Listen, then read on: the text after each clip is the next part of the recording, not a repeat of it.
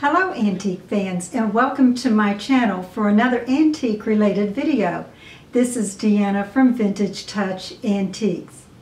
You know, collecting antiques can be a lot of fun, but you can also learn a lot by collecting antiques if you dig in and find out the history behind the piece, the era in which it existed, and what it was for, what they used it for. Today I'd like to share with you one of my personal collections. It's not a large collection, but it's one that I just enjoy so much. And it is my collection of old antique books, just the kind that I like. Now I don't have in my collections like bookshelves full of first edition rare antique books. And if you do, that is wonderful. And I also don't collect where I have to have all of everything. And if you do, that's wonderful as well. You need to collect what it is that you like and enjoy.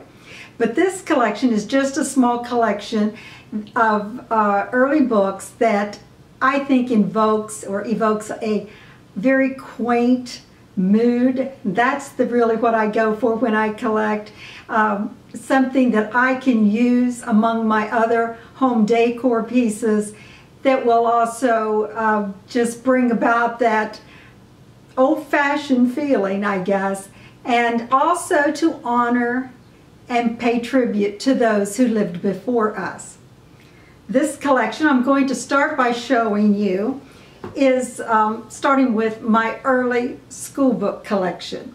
Now I do sell a lot of early school books and other old books as well, and I've sold a lot of these over the years. This is the McGuffey's Readers. The McGuffey Reader was a series, a primer series, or primer if the Brits like to call it. Either one is okay. But it was a series of 6 books, and they were copyrighted and published starting in the mid-19th century up and through the mid-20th century. They are actually still used today in some home schools and private schools. But this collection that I have, and I've been able to one by one assemble them, the first 5, I guess, of the McGuffey's Eclectic Readers. And as you can see, the charm of the covers just really is such a quaint thing. And I like to put them on display with other school type antiques that you might see in an early schoolhouse.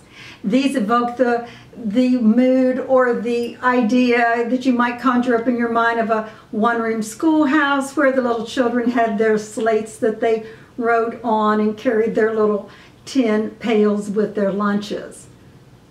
So I'm going to show them to you one by one. This would be the first McGuffey's that I have. The second McGuffey's that I have. And these that I'm showing you are all copyrighted in the 1870s. There would be the third. The fourth. And the 5th one has a little bit different color to it. I have not been able to get the number 6 yet, so I'm still looking in this collection. The other thing is that during this same period, they oftentimes, because they cherished everything as we should today and tried to take care of everything, would cover their little school books in early fabric, or the fabric of the time, it's early now, to protect them like book covers. And so I've got a few of those that I've collected, and these are quite sought after actually in the world of primitives because they have like the little calico covers on them. And the way that you can tell that this is not a reproduction, or you might say, or someone who has taken fabric and covered one today, is you look on the inside and they use string and they just sewed the flaps together in the back like that. As you can see, there's I hope you can see the strings and how they're sewn. Now this one is, I have these on display on a little school desk, a little vignette with a bear with glasses on in my family room. And again, these are sought after, and they do command a pretty high price. So if you see those, you check and make sure they're the real, legitimate old ones, and then grab them up if you see them at a good price, because they generally go, like online sometimes, you'll see people wanting as much as $100 for them, but I think I've sold mine anywhere between $20 and $50, depending on the condition. Here's another old one. See the cover on that? Now that one has a little area there that looks like it may have been chewed by a mouse, and an old gingham. Again, the cloth covers just really go with primitive settings. Another example of an early school book, and there's many different kinds, but this is an Appleton, and it is a second reader. And another thing that I like to lay around with my school books are maybe some of these old notebooks that you might find. There's one that's Webster's student notebook. There's an old composition notebook. And actually this is a student's guide to American history. Another book that I enjoy collecting, and I have, are just a few of these marble covered books. Now these are little small books. You can see there against my hand. And I love the little small books. And as you can see, these marble covered books are so quaint. And they generally date pre-1850s. Sometimes they'll go a little bit past that. And as you can see, the binding there on them. And I'm going to show you several different examples of that. This one has a little bit more wear to it, but still quite primitive looking.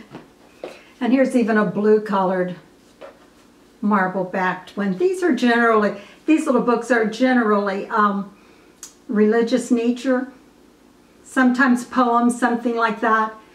But also, let me just insert that if you actually delve into these books and read them, and you will quickly see how culture has changed and how the language has changed, and it's quite delightful sometimes. And it also shows you just the way, like I said, the culture has changed through language. Some other old books that I have in my collection, I like them for various reasons, and if you're familiar with my channel, you know I love primitives. And as you can see, this little book here, it's just the size of my hand. And you can see how they have gone, and they have used some kind of string to bind that together. They took such care in trying to preserve things. And this particular little book is a reader. Actually, it's an English reader. Here's another little tiny book. I love these little tiny books. And it's a little leather book, and I love the little leather books as well. This is copyrighted 1833, and it is a German Bible. Just a tiny little thing. As well as this little one, as you can see against my hand there. Some other books that I like to have, and I put them around my home, as I said, and try to mix them in with my home decor pieces. I think it adds a lot to it, and it also, like I said, helps you to be able to see your collection, get them out of the boxes and the closets and put them on display. And this one, it's called Stark's Handbook, and again, it's a religious book. It's highly embossed on the front, and beautiful brass latches here that you can see that opens against the pages. This one is really tight too, actually. It's in very good condition. And those brass latches attached there. And so I have sold a number of these, and in fact I do have one that's about ready to be taken to my antique booth for sale, that's got those kind of latches. And then early Bibles. They're so highly embossed and pretty. I hope it's picking up some of the beautiful embossing that's on that one, as well as this one.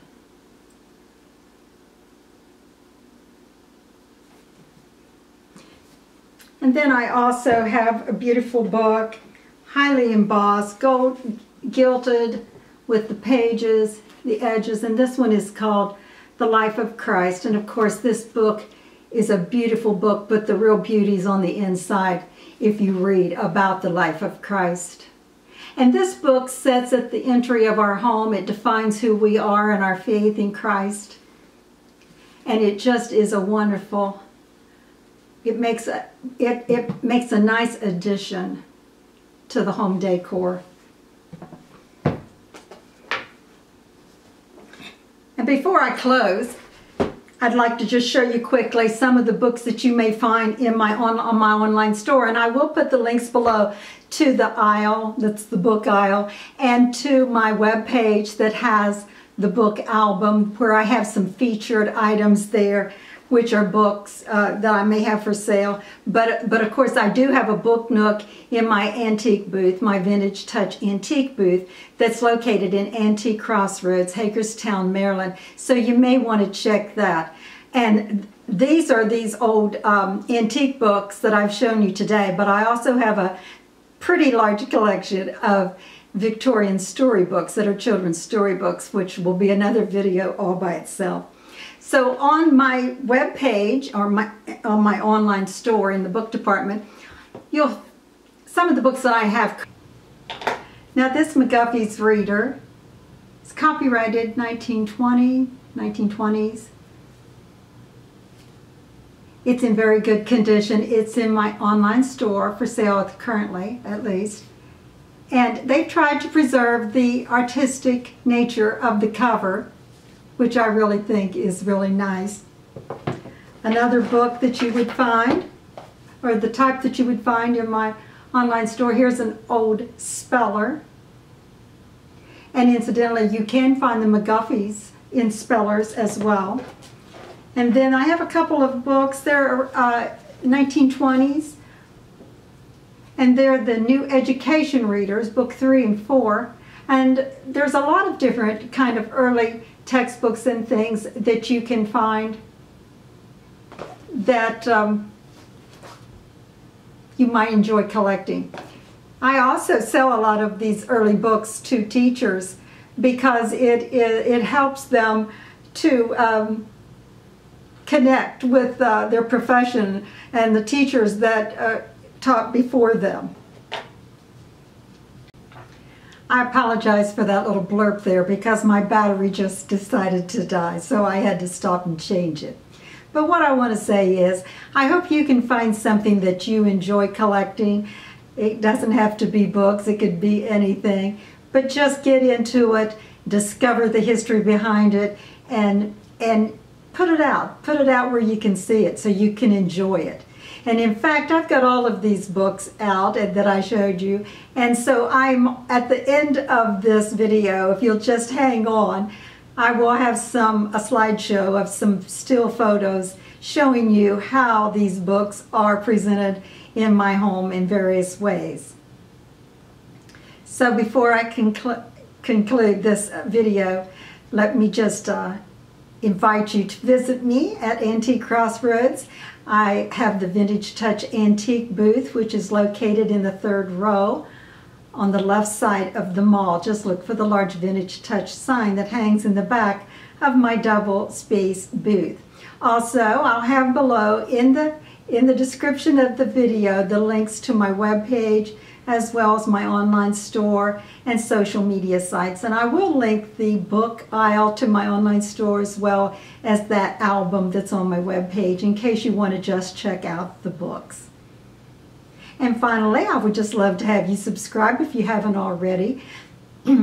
Help me spread the good news and the joy of collecting antiques and all the things that, all the wonder that goes with that, and preserving pieces of the past, learning about the past, learning things from our past, and paying tribute to those who lived before us. So please hang on at the end of this video, like I said, for that slideshow, and thank you for watching. Have a wonderful day. Enjoy your antiques, because of course, if you have an antique, you have a piece of history.